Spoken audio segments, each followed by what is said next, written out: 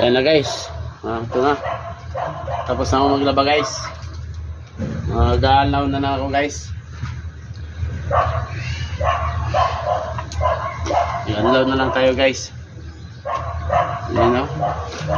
Ang tubig natin pangalaw guys ay tubig ulan. Para tipid sa tubig. Kasi mahal ang tubig eh. Kaya ito, nagsasahod ako ng tubig sa ulan. Para may pambanlaw. Yung tubig natin dito guys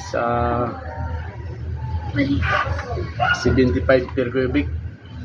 Kaya kailangan magtipid. Kaya kung may mga timba, batya kayo sa audio na sa ulan para may pang laba kayo sa ulan. Pangbanlaw sa ulan.